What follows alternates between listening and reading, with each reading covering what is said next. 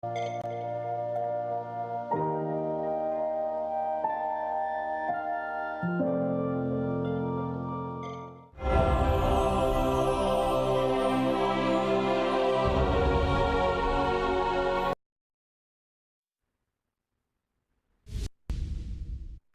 to NTD Newsroom. I'm Fiona G. President Donald Trump visits the Sheikh Zayed Grand Mosque in Abu Dhabi. The president's trip to the United Arab Emirates follows a busy stop in Qatar. And President Trump reiterates his desire to redevelop the Gaza Strip. The president tells a business roundtable in Qatar that the U.S. would, quote, make it a freedom zone. The Supreme Court today peppering attorneys with questions over why they should or shouldn't allow district court judges to issue nationwide injunctions. New CDC data shows the lowest numbers of overdose deaths in 5 years. But what does this mean for the future of the war on drugs? We ask a former DEA special agent. House Republicans are getting closer to sending their consequential budget bill over to the Senate. We have the details on the latest advance changes to food stamps, Medicaid, as well as the pushback from one Republican senator. And the Chinese regime announces more control over its strategic mineral resources. This is a move that comes days after trade talks with the United States.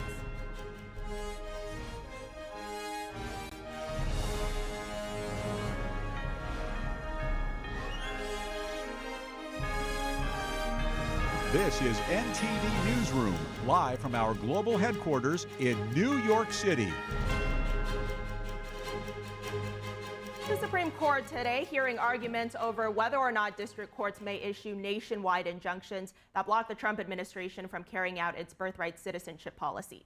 Justice Elena Kagan vigorously questioned the government attorney. She asked how children that are born in the U.S. to illegal immigrants would get immediate relief if courts are not allowed to issue these nationwide injunctions. Let's just assume you're dead wrong. How do we get to that result? Does every single person that is affected by this EO have to bring their own suit? Are there alternatives? How long does it take? How do we get to the result that there is a single rule of citizenship that is the rule that we've historically applied rather than the rule that the EO would have us do? In response to Justice Kagan's concerns about multiple people needing to file claims, the government attorney said they may be able to pursue a class action lawsuit, although he may object to it. He then said ultimately the Supreme Court would be the only court that could issue a blanket injunction. Justices also asked the government why they left out the underlying issue, which is a challenge to the president's order on birthright citizenship. That order limits citizenship to only children born to legal permanent residents or immigrants in the country with legal status. Justice Sonia Sotomayor said the executive order is unlawful. The president is violating not just one, but by my count, 4 established Supreme Court precedents. So as far as I see it, this order violates 4 Supreme Court precedents. Yeah, and you are claiming that not just the Supreme Court, that both the Supreme Court and no lower court can stop an executive from universally from violating those holdings by this court. The government attorney said he wanted the justices to address the injunction question first because it impacts the government's ability to enforce the law. But the underlying issue on birthright citizenship required more thorough review and should be addressed in lower courts first. Plaintiffs argue that the district courts could issue universal injunctions in some narrow circumstances, and they believe they were justified in doing it for this issue. The Supreme Court will make its decision before its term ends in June. President Trump is in the United Arab Emirates, the final leg of his first major foreign trip. The president visited the Sheikh Zayed Grand Mosque in Abu Dhabi following his arrival. Is this beautiful? It is so beautiful. Very proud of my friends. This is an incredible culture that I can say. Very, very proud of my friends. Thank you.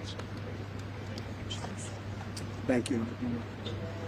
This is the first time they've closed the mosque for the day. Is that true? First time they've closed it. That's an honor of the United States, I think. Absolutely. So, better than an honor of me. Let's give it to the country. But it's a great tribute. Thank you very much.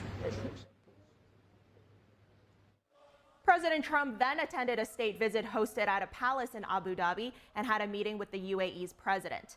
The president's visit comes as the UAE seeks American assistance in developing artificial intelligence.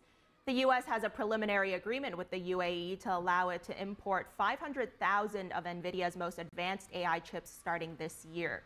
The deal would boost the Gulf nation's construction of data centers vital to developing artificial intelligence models. And earlier, President Trump today was enthusiastically greeted by U.S. troops at an airbase in Qatar. The president told soldiers at Al Udeid Air Base that his priority is to end conflicts and not to start them.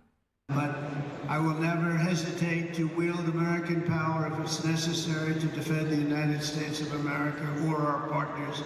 And this is one of our great partners right here. When we're threatened, America's military will answer our enemies without even thinking about it. We have overwhelming strength and devastating force. I have the distinct privilege every day of watching President Donald Trump put America first. From the Oval Office to foreign trips, every single moment he has the best interests of our warfighters in mind. The air base is the forward headquarters of the U.S. military's Central Command. It also supported the recent air campaign against the Houthi terror group. President Trump said Qatar will invest $10 billion in the base, the largest U.S. military facility in the Middle East. The president also had some good news for the soldiers. 2026 budget includes across the board. Maybe you don't want it. Look, for the good of the country, you don't have to take it. Pay raises for each and every one of you, substantial pay raises. President Trump is reiterating his vision for redeveloping the war-torn Gaza Strip. The president told a business roundtable in Qatar today that the U.S. would make the Strip a, quote, freedom zone. Trump has previously said he wants to turn Gaza into the Riviera of the Middle East. Israel invaded Gaza in retaliation for the Hamas-led attack on southern Israel on October 7th of 2023. More than 1,200 people were killed and 251 were taken hostage. Israeli Prime Minister Benjamin Netanyahu has described Trump's idea as, quote, a bold vision. Palestinians have rejected any plan that would involve them leaving Gaza. The Prime Minister of Qatar is speaking out on multiple issues, including Qatar's gift of a luxury jet to the U.S. and the war in Gaza. Here are some key takeaways from an interview that aired yesterday on Fox News. Look, we've been always there for the U.S. We've been a reliable ally for the U.S. and it's something between the Ministry of Defense in Qatar and the Department of Defense, and it's in the discussion between them and under legal review. Unfortunately, I see that this story is taking a different direction and is being more politicized while it's a normal government-to-government deal. We see that there is a humanitarian catastrophe still ongoing in Gaza, and it's becoming just worse and worse. And of course, even when you are looking at it from an Israeli perspective, the hostages are not freed yet. So this will definitely trigger a sort of reaction that might put the whole region at risk. Prime Minister Al-Thani cast Qatar's role as a fair mediator in complex regional conflicts. He also discussed the historical significance of President Trump's visit to Qatar. The Prime Minister defended Qatar's investments in the U.S. as part of long-standing cooperation. Russia-Ukraine peace talks in Turkey might only start tomorrow. They were originally scheduled to happen today. Plans changed last minute when President Trump and Russian President Vladimir Putin said that they will not attend the meeting. Russia is instead sending a delegation of rather low-level officials. Here's Ukrainian President Volodymyr Zelensky commenting on that today. I know nothing about a delegation. I haven't even checked. Look, nothing's going to happen until Putin and I get together, okay? And obviously he wasn't going to go. He was going to go, but he thought I was going to go. He wasn't going if I wasn't there. And I don't believe anything's going to happen, whether you like it or not, until he and I get together. But we're going to have to get it solved because too many people are dying. Ukrainian President Zelensky says he's sending Ukraine's defense minister to lead the delegation, but the head of the state security service and the chief of staff will not be there. The Ukrainian president also seeks more information on when the meeting will take place, either today or tomorrow.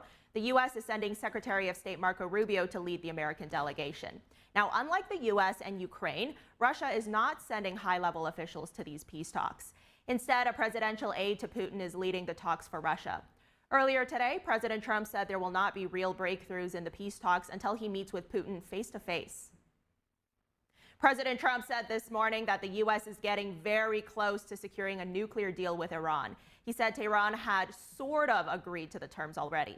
This news comes as the U.S. is stepping up pressure on Iran's missile program with new sanctions targeting key suppliers. Here are those details. The Treasury Department has announced sweeping sanctions against 6 individuals and 12 entities tied to Iran's intercontinental ballistic missile development. Treasury Secretary Scott Bessent said the U.S. cannot allow Iran to develop intercontinental ballistic missiles, or ICBMs, calling it an unacceptable threat.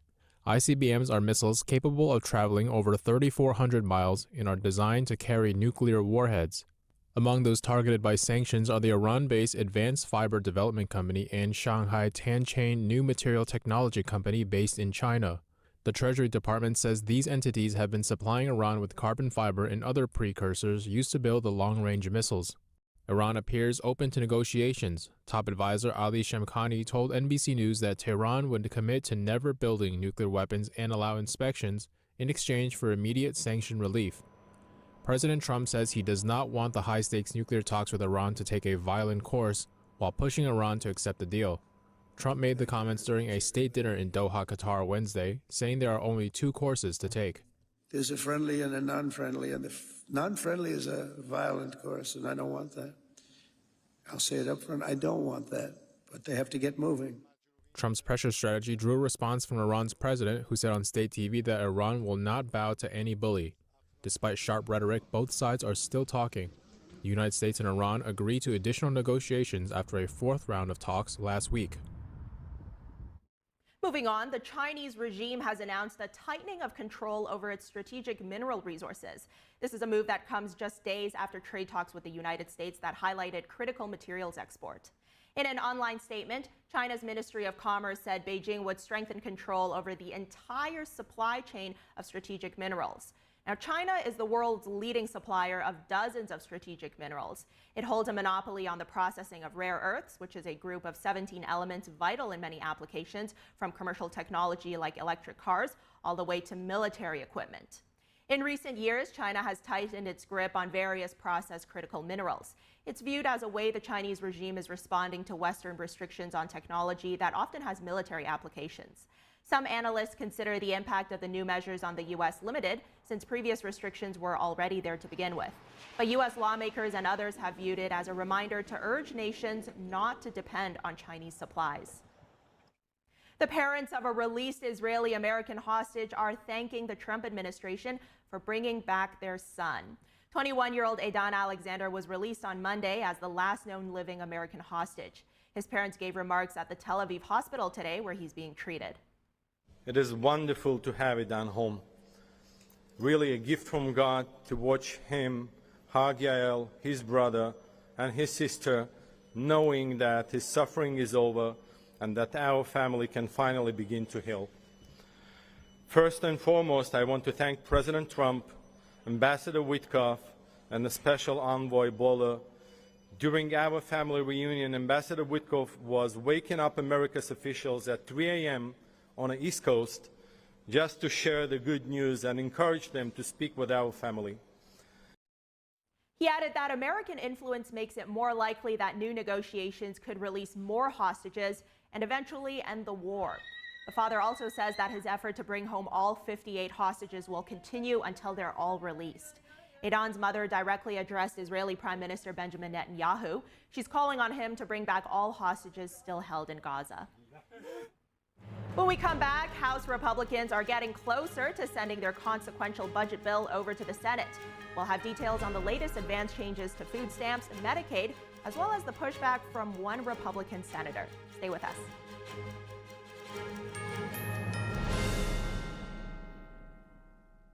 Shenyun Creations, the streaming platform from Shenyun, featuring world-class dance, past programs, and all original music.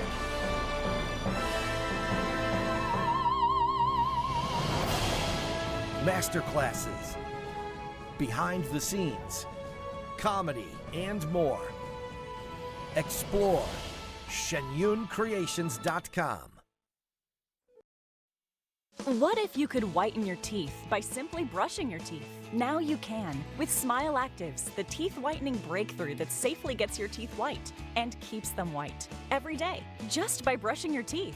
I never thought that whitening my teeth could be so easy. I just put the gel on the brush, the toothpaste on it, brush, and I can see my white teeth. Simply add Smile Actives to any toothpaste and our patented PolyClean technology activates into a powerful microfoam that penetrates into the enamel surface to safely lift and remove stains. You need a simple way to whiten your teeth. Without strips, without trays, without going to the dentist. And it was about time that a product was developed that you would be able to do that with just brushing. And now Smile Actives is even better with new Pro Whitening Gel with 33% greater whitening power, clinically shown to whiten teeth faster, up to 8 shades. 100% of users saw whiter teeth. On food stains, coffee and wine stains, even on veneers, crowns, and dentures. I eat the blueberries, I drink the coffee, and I know that Smile Actives will keep my teeth white every day. If you could use something so easy like Smile Actives to take yellow teeth to white teeth, why wouldn't you? Why spend hundreds of dollars for whitening treatments at the dentist when now you can whiten your teeth with new Smile Actives Pro Whitening Gel every time you brush your teeth? Call or go to smileactives.com and for a limited time get new Pro Whitening Gel for just $24.95. Order in the next 5 minutes and buy one, get one absolutely free for just $24.95. That's 2 for 1 and save 58%. We'll even include free shipping. Get your teeth whiter guaranteed or return it within 60 days for your money back. I smile every day now. The difference is literally night and day. So now I'm always smiling, always choosing, because now my teeth are much whiter. This offer is not available in stores, so call or click now before the special buy one, get one free offer goes away. I tell my son, I love you every single day. I love you. Now, my dad has never said that to me. Not because he doesn't love me, but because culturally it wasn't comfortable for him.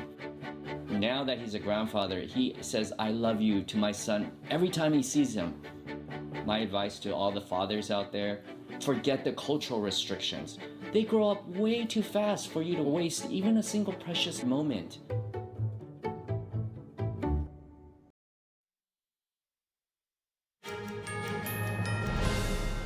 Welcome back to Newsroom. House Republicans are getting closer to sending their budget bill over to the Senate. All committee work is done today after a 26-hour marathon to make changes to Medicaid, as well as late last night a separate committee advancing changes to the food stamps program.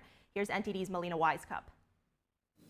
Late last night, the House's Agriculture Committee passed their portion of the budget bill, including changes to the food stamps program, like expanding work requirements for beneficiaries and narrowing the eligibility so that less people would be eligible to get those benefits to begin with. It also puts states on the hook to cover a portion of the costs and prevents the federal government from increasing the monthly benefits in the future. Now, the ranking member on the committee laid out her opposition, saying that there are already work requirements built into the program and that receiving these benefits aren't a means to survive. Meanwhile, the Republican chairman insists that over the years, the program has become increasingly more burdensome for the federal government to carry. As a matter of fact, it's become more of a burden since the COVID-19 pandemic. Listen. Since 2019, SNAP costs have skyrocketed from $60 billion to $110 billion annually, an 83% increase, while enrollment has grown from 36 million to 42 million. Folks, the average SNAP benefit is about $6 per day. Let me say that again, $6 a day. You don't build a life on SNAP. You build a bridge to the next paycheck. There are also many similar reforms to Medicaid benefits, including work requirements, improving eligibility twice a year instead of once a year. The Medicaid portion also adds a requirement for some Medicaid recipients who make more than 100% of the federal poverty level to pay certain out-of-pocket expenses.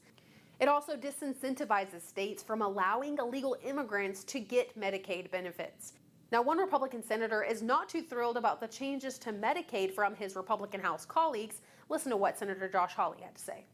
I think that's clear. It's got to change before it can pass the Senate.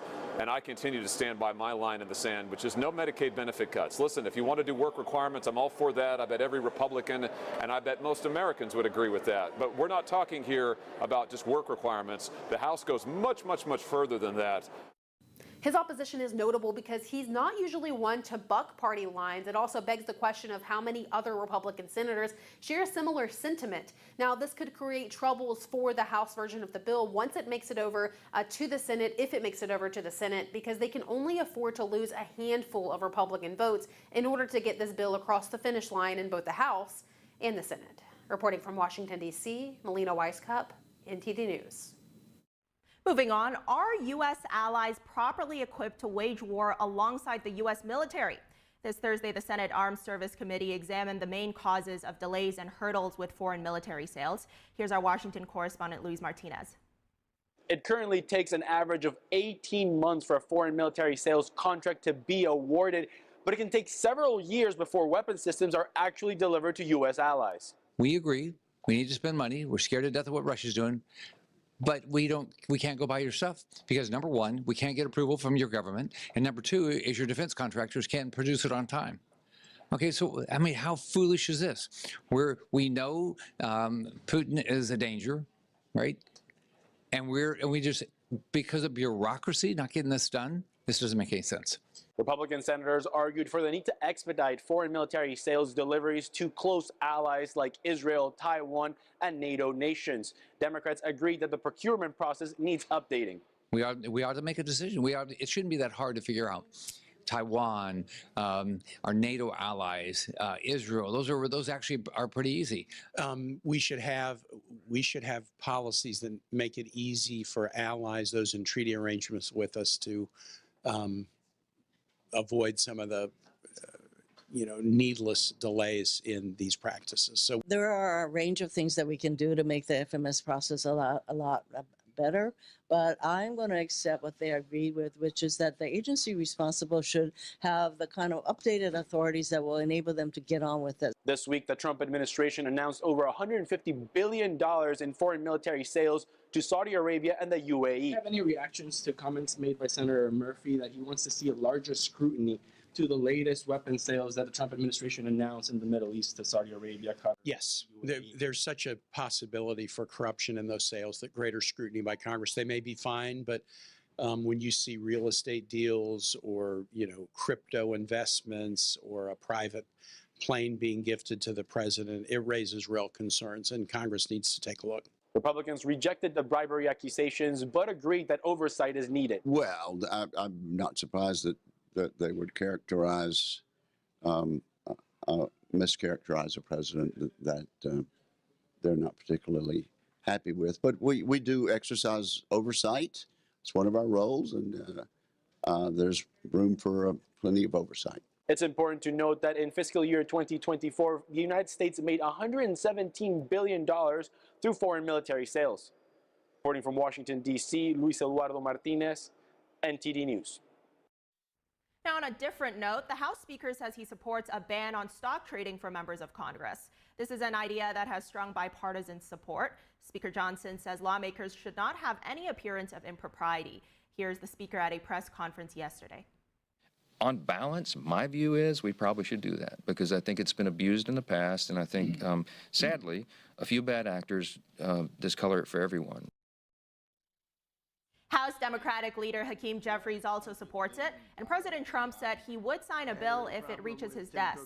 Over the years, several lawmakers have introduced bills on this issue. Most recently, Congressman Chip Roy, a Republican, and Seth Magaziner, a Democrat, reintroduced a bill requiring sitting members and their family members to use a blind trust fund for any trading-related assets. With the latest support from the Speaker, the bill has a better chance of making it out of the House, but Senate leadership has not publicly backed the move just yet. President Trump received a little help yesterday from a Democratic lawmaker. Congressman Ro Khanna filed legislation to codify Trump's executive order requiring prescription drug prices for Americans to be equal with those in other developed nations. Right now, we're paying 2 to 3 times more for our drugs than people in other industrialized nations. Now, this executive order, codified by the legislation, will allow our cabinet secretaries to put pressure on Big Pharma and make sure that they are not price gouging. Khanna said the legislation would allow the U.S. to import cheaper drugs. He said the law is needed because pharmaceutical companies will sue, as they did during President Trump's first administration when they managed to quash his executive order on the issue. A Wisconsin judge pleaded not guilty today to federal charges of helping an illegal immigrant evade an immigration arrest in her courtroom. The case will test whether public officials blocking President Trump's illegal immigration crackdown can be held criminally liable. Milwaukee County Circuit Court Hannah Dugan is accused of obstruction and concealing an individual wanted for arrest. Prosecutors allege that last month, Dugan directed federal agents away from a hallway outside of her courtroom. She then allegedly escorted the wanted individual through a non-public exit. The judge faces up to 6 years in prison if convicted on both counts. The United Kingdom plans to create return hubs to process failed asylum seekers in other countries while they await deportation. This move seeks to stop illegal immigrants from using legal tactics to block their removal. NTD's international correspondent Malcolm Hudson reports from London. The British government is in talks with other countries over so-called return hubs for failed asylum seekers as the government seeks to crack down on illegal immigration. Here's Prime Minister Keir Starmer speaking while on a trip to Albania. Yes, we are in talks with a number of countries about return hubs, and I see them as a really important innovation. These potential deals would mean Britain could remove immigrants with no legal right to remain in the UK to other countries. It's not yet known which countries will take the failed asylum seekers. This is expected to be announced in the coming months. The illegal immigrants would be processed at the return hub nations and then deported to their home country. Starmer's spokesman highlighted that this applies to people attempting to stop their deportations using various legal tactics, such as intentionally losing their papers or starting a family so they can then use human rights law to stay in the country. Albanian Prime Minister Edi Rama said Italy currently operates a similar program with Albania, sending failed asylum seekers to the country while they await deportation. So far, the scheme has faced numerous judicial hurdles. Rama said Albania will not do a similar deal with other countries. I have been very clear since day one when we started this process with Italy that this was a one-off with Italy. British officials will conduct negotiations with potential host countries over the coming months. Starmer also announced new work with Albania to tackle people trafficking gangs who help migrants travel to Britain, often on small and dangerous boats launched from the French coast. It is totally unacceptable that anybody is getting on a small boat and crossing the channel to the United Kingdom. The last government lost control of the borders. I'm determined that we'll retake control of the borders. That means that we've got to have a concerted effort to smash the gangs that are running this vile trade.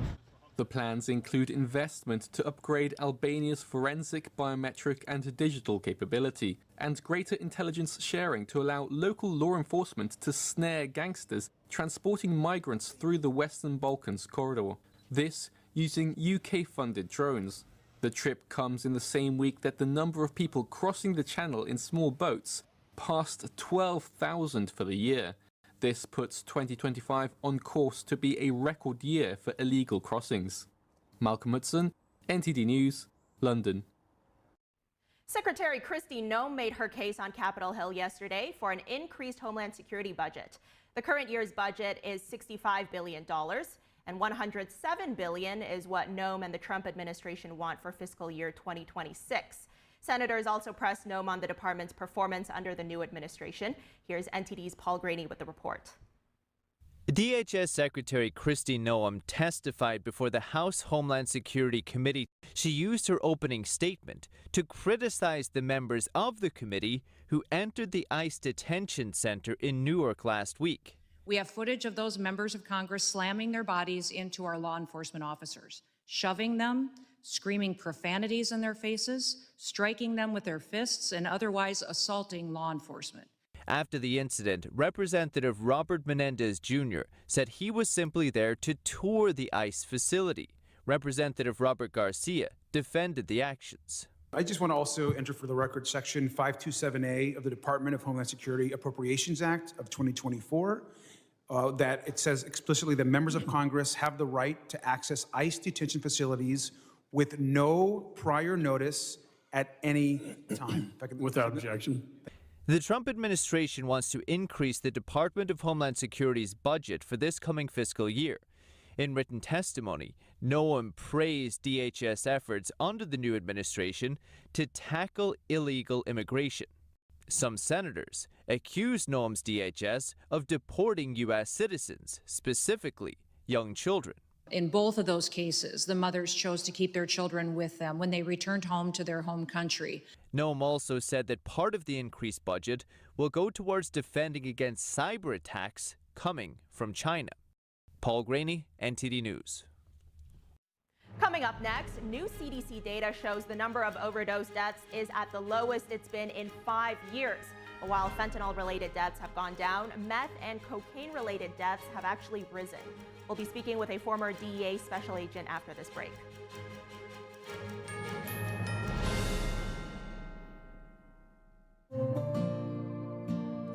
Imagine a coffee that cares for your health.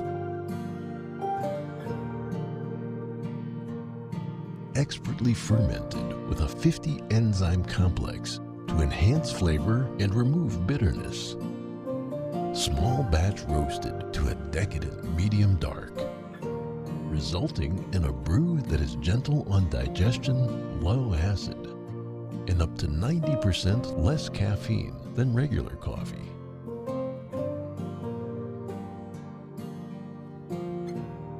Try America's first enzyme fermented coffee today. Stay tuned to get a free month of home warranty protection. Tired of searching for contractors when your home appliances and systems break down, only to leave you stuck with a huge repair bill and shoddy repairs? Plumbing, heating, air conditioning, and appliance breakdowns could cost thousands. Hi, I'm Ty Pennington, here for Choice Home Warranty. They protect my home from expensive repairs, and they could do the same for you.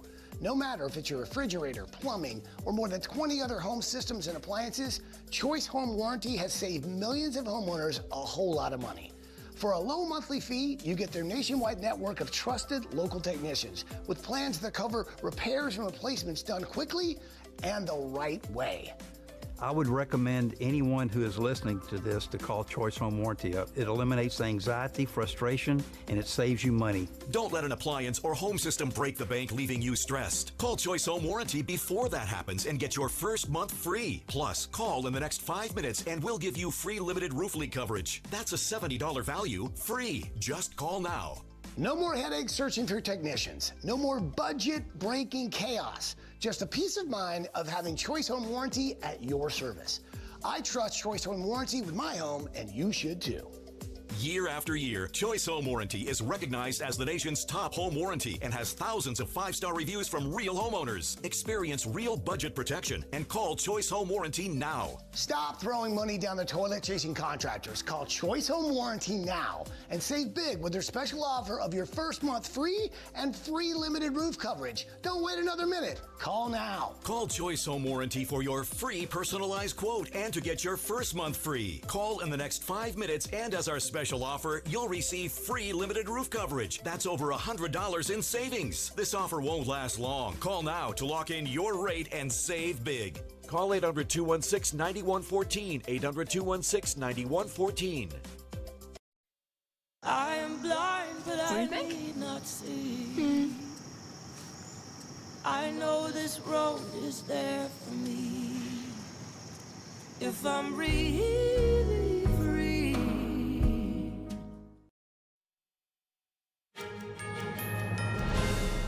Welcome back. Germany is backing President Trump's push to raise NATO's defense spending target.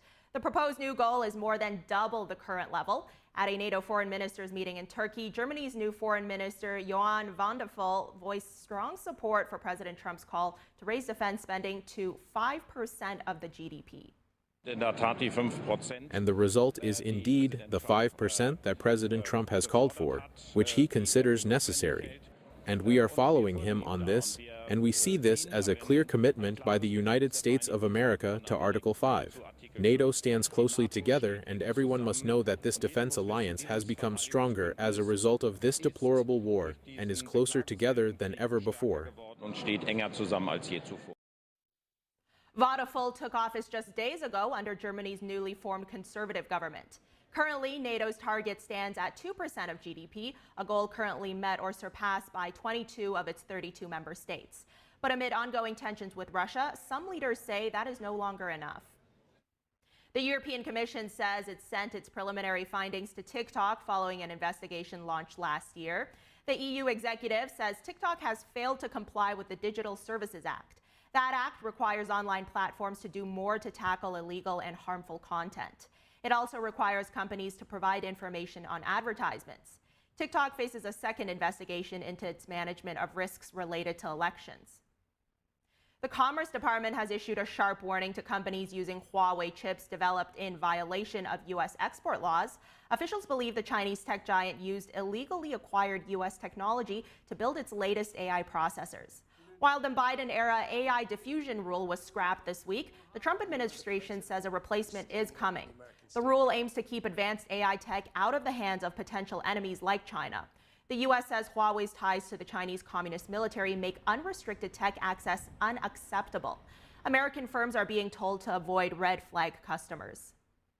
One of Stanford's own newspapers, the Stanford Review, is raising awareness about Chinese espionage activities on its campus. After interviewing dozens of Stanford's professors, students, and faculty members, the newspaper has come to a conclusion. There are Chinese spies actively collecting intelligence at the school. None of the interviewees would speak on the record out of fear of retaliation from the Chinese regime or from Stanford's own academic community. According to the report, lab workflows, software, and communication channels used by the school and even student research projects are all targets. The university responded to the report, saying, quote, "Stanford takes its commitment to national security with the utmost seriousness, and we are acutely aware of the threat posed by the Chinese Communist Party to all research universities." The new U.S. ambassador to China arrived in Beijing today. He's a former U.S. senator from Georgia and a business executive. He wrote on X that it's an honor to represent President Trump as U.S. ambassador to China. 75-year-old David Perdue has worked as an executive in firms varying from clothing to logistics. He also served as a Republican U.S. senator from Georgia from 2015 to 2021 and ran for Georgia governor in 2022.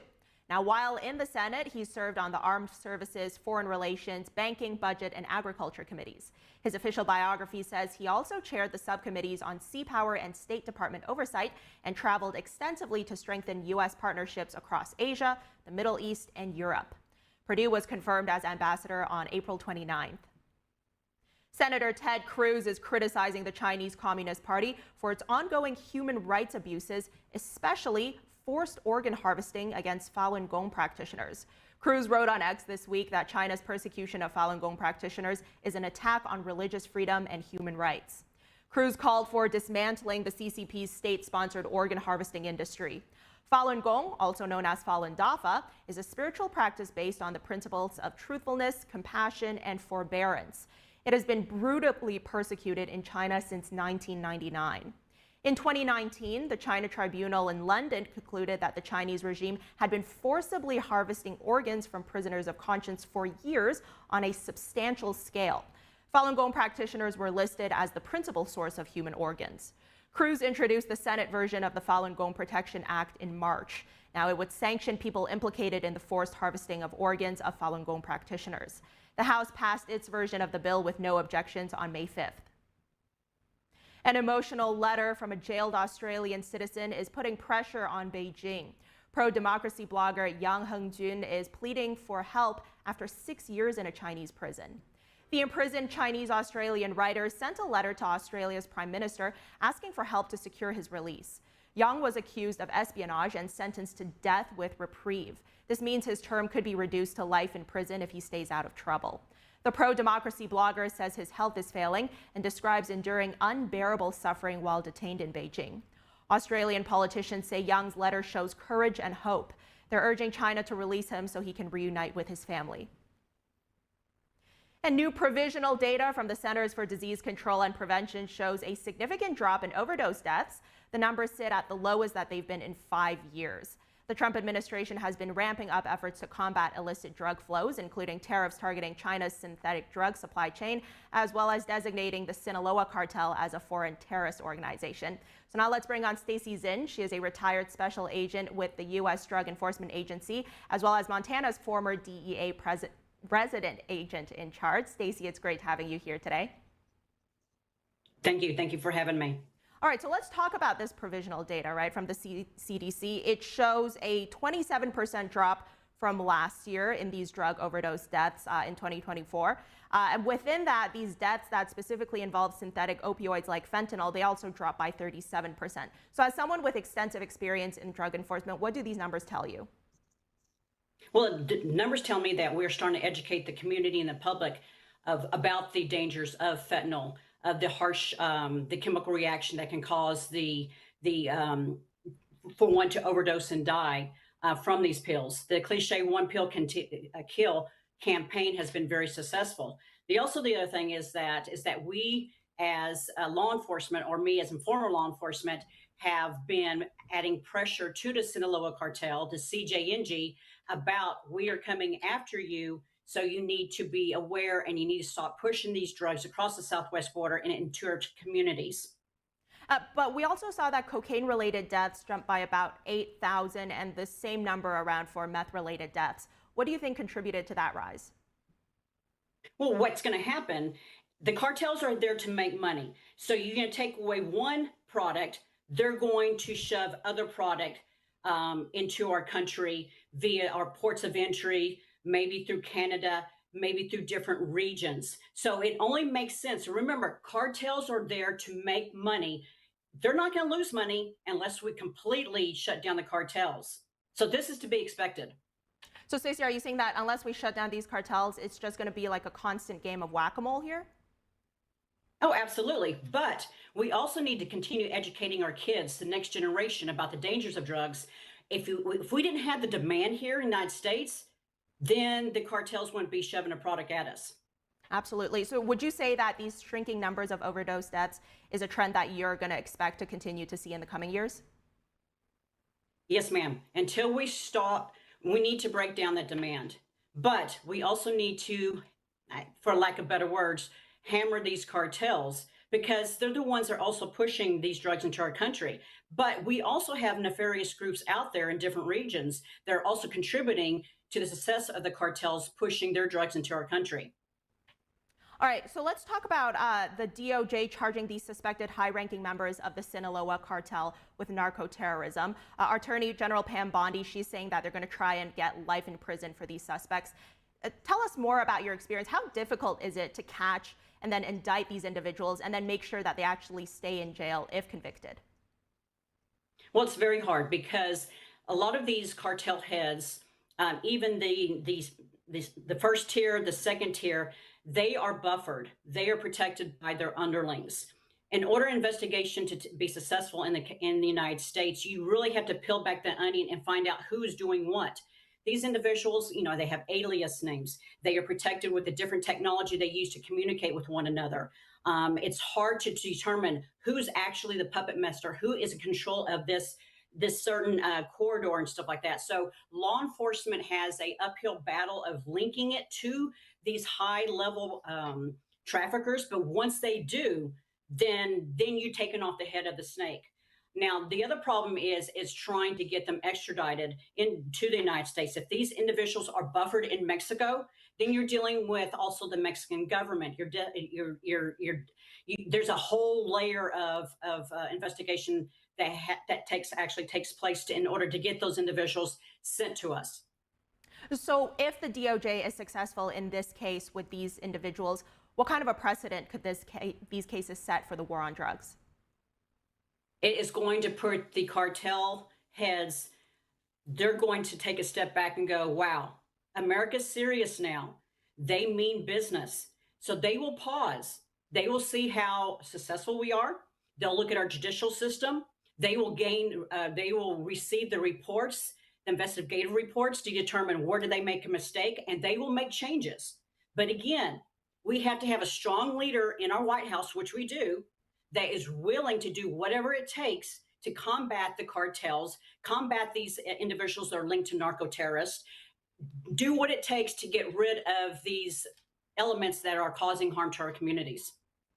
So are you seeing any areas where the Trump administration could be even tougher on drugs or offer even more support to DEA agents?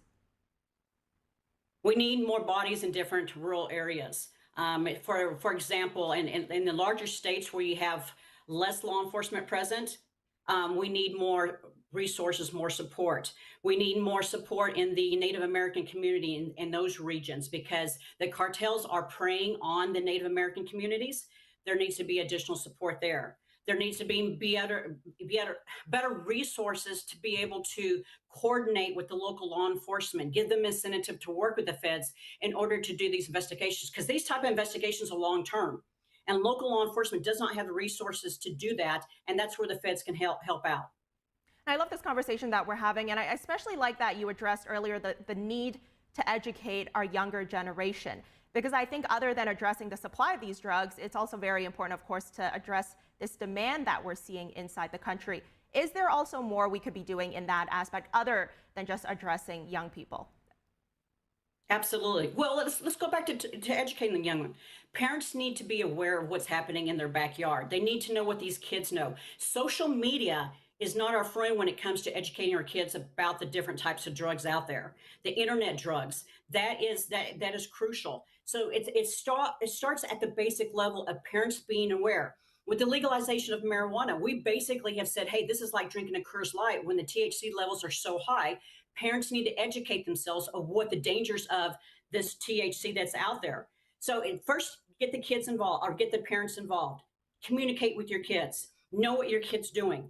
Schools need to also, step up and know what's happening in their hallways, in the bathrooms. And then we as a community, we need to elect people in office that are going to be tough on drugs, be tough on these drug traffickers, and stand as a community and saying no more, not in our backyard.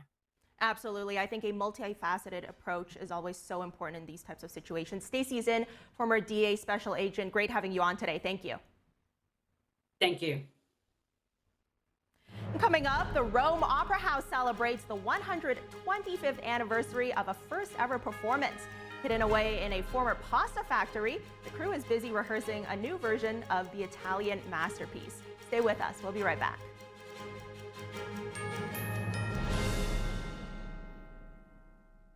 Discover the ancient secret to vitality and longevity with Puretang Black Ginseng. Crafted from premium 6-year-old Korean ginseng, each root is carefully nurtured for over 2,260 days, undergoing a traditional 9-round handcrafted process of steaming and drying to unlock full potency and absorption. Experience pure, natural energy with Puretang Black Ginseng. Order now at puretang.com.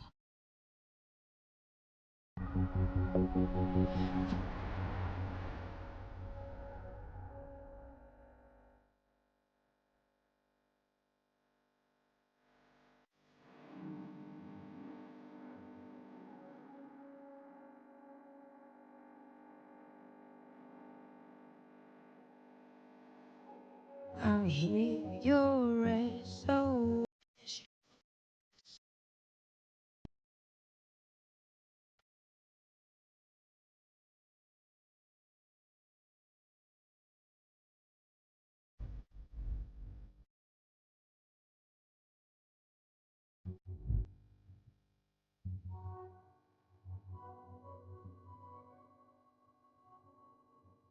On streets across America, young people are homeless, abused, in danger. Covenant House is helping young people with nowhere else to turn, but the need is overwhelming. Please call or go online now with your gift of $19 a month. You'll help provide hot meals, safe shelter, medical care, and love to more than 2,000 young people who sleep at a Covenant House every night. Homeless young people are afraid and alone. Your monthly donation right now will show them they are loved and safe. I have no words to express how Covenant House changed my life. Call or go online now and give just $19 a month. We'll send you this comforting blanket as a reminder of the difference you're making in a young person's life.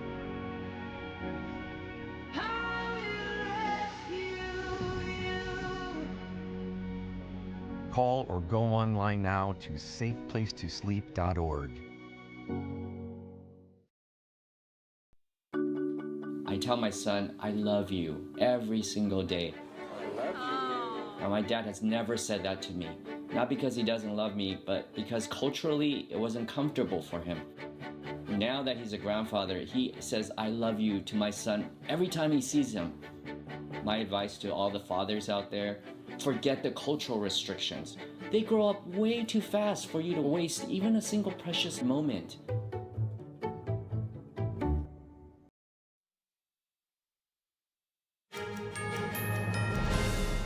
Thanks for staying with us. This year, the Rome Opera House is celebrating its 125th anniversary of the first ever performance of Giacomo Puccini's Tosca. Hidden away in a former pasta factory, the crew is busy rehearsing a new version of the Italian composer's masterpiece. Here's NTD's Andrew Thomas with more on their upcoming performance. In what seems like an ordinary warehouse in the Eternal City, members of Rome's Opera House are busily adjusting costumes and preparing stage sets. This year, the group is celebrating the 125th anniversary of the first ever performance of Giacomo Puccini's opera, Tosca. We make hand-tailored costumes with a true antique craft system, that is, with hand stitches. Nothing is glued, nothing is industrial. Clearly, a costume made in this way is a costume that will last over time. They don't have a digital archive system. Instead, they rely on the memory of the designers and tailors who work there. We make new costumes, and we also keep old ones that we keep in our wardrobe, where we have around 70,000 costumes from the start of the 1900s to today. For the anniversary, Bia Jodi's team is reconstructing the original costumes designed by Puccini's costume and set designer Adolf Hohenstein. Bia Joti scoured the archive at the Casa Ricordi in Milan, a publisher of classical music and opera. We researched all the figurines that exist at the Casa Ricordi. Fortunately, all the figurines of each costume still exist and are very detailed, and we have reconstructed them, trying to respect as much as possible the flavor of the time, from the point of view of fabrics, shapes, and all the materials used, even for the details. Monia Colarossi is a tailor working on the costumes for the 125th anniversary. She says she prefers the challenge of working with historic costumes. Let's say when you come in here, you learn the tricks of the trade. Because yes, the school can teach you, can give you the notions, but our work, unfortunately, either for better or for worse, you learn it on the work table. Because there is no teacher who can tell you how you should put the needle or how you should put the thimble. At the center of the opera is the dark-haired protagonist, Tosca, who is forced to murder her antagonist to protect her dignity and the man she loves. Rome Opera House musical director, Michele Mariotti, says the masterpiece evokes the essence of the Eternal City. For Rome, Tosca is an excellence. Tosca is Rome. It represents Rome because it is a Roman opera. It smells of Rome. It smells of its streets, squares, and corners. It is just as marvelous as Rome is. It is a thriller that really leaves you with bated breath. Andrew Thomas, NTD News. Tom Cruise has made his grand return to the Cannes Film Festival. He's joining a star-studded cast to celebrate the latest installment in the Mission Impossible series. Cruise walked the red carpet yesterday to a live rendition of the Mission Impossible theme song, greeting fans and joining his co-stars. There's speculation the 62-year-old actor may have made his final appearance in the franchise in Mission Impossible: The Final Reckoning. The film, set for release on May 23rd, marks Cruise's 8th turn as Ethan Hunt. With a budget of about $400 million, it's one of several big-name films that cinema operators are hoping will help them stay on the road to recovery 5 years after the start of the COVID-19 pandemic. A team of engineering whiz kids set out to design a robot that would break the world speed record for solving a Rubik's Cube. The robot did not just break the record, it annihilated it. Watch a robot solve a Rubik's Cube with world record-breaking speed. Did you see it? If not, it's because this marvel of a machine did it in a fraction of a second. A slow-motion replay shows the robot going through its series of motions that solve the confounding cube in the blink of an eye. The lightning-fast puzzle-playing bot is the brainchild of a team of engineering students from Purdue University who designed and created the robot, nicknamed the Purdubix Cube, to combine color recognition, custom-solving algorithms, and industrial-grade motion control. It was unveiled at a student design competition late last year where the team took first prize, and they've since taken it a step further to the folks at Guinness World Records, who confirmed the robot's Rubik's Rockin' time at a blistering 1/10 of a second, nearly 3 times faster than the previous record holder. Here's another fascinating feat that used cutting-edge technology to take a virtual time travel trip back to ancient Greece. Professor Juan de Lara at Wolfson College at Oxford set out to recreate the Parthenon in an effort to gain understanding of what the ancient temple's interior lighting may have looked like. Using 3D reconstructions and calculations based on physical simulations of light and its reflection, de Lara digitally recreated the structure's interior in stunningly accurate detail and simulated how its limited sun-sourced lighting may have interacted with its lavish ivory and golden appointments at different times of the day. The simulation was the culmination of 4 years of research that has successfully shed light on one of the world's most famous ancient landmarks. Coming up, apartment owners at a luxury New York skyscraper are suing the building's developers for what they say are thousands of severe cracks. Find out more after the break.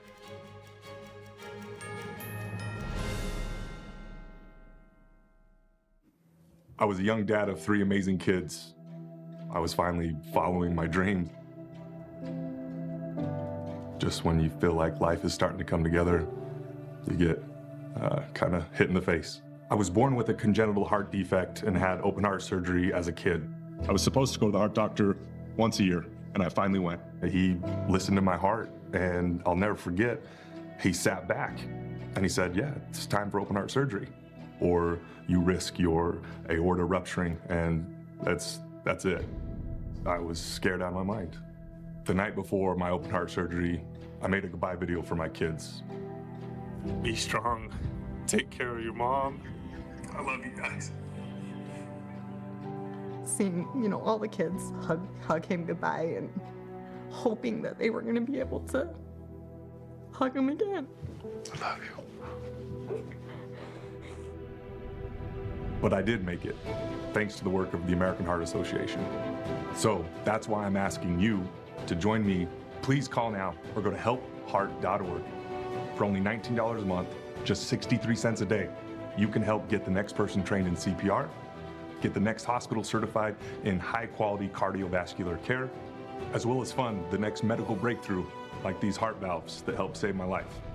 When you give $19 a month with your credit card, we'll send you this special t-shirt to show you're a part of our community of monthly donors. I'm most grateful that I get to have a husband that I get to grow old with, and a husband that gets to be there for his children.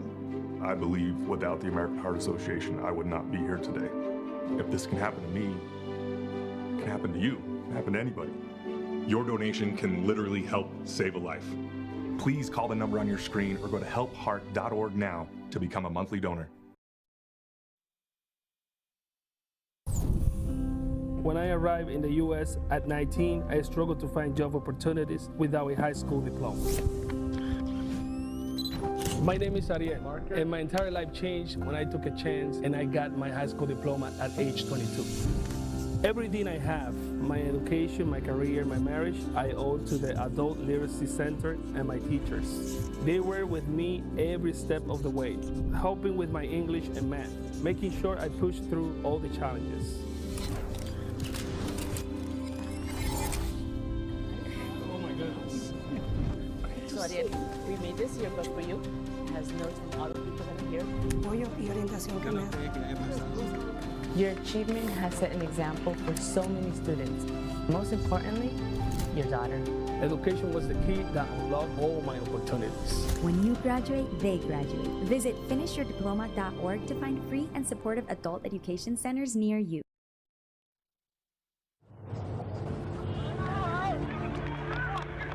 There are real consequences to controlled media.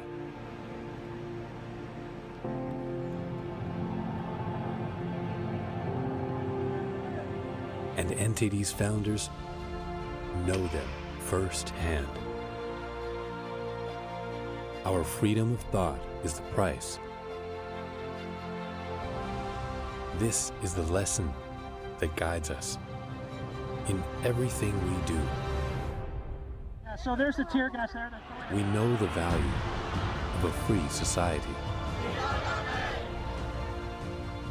And we take seriously the responsibility to preserve it.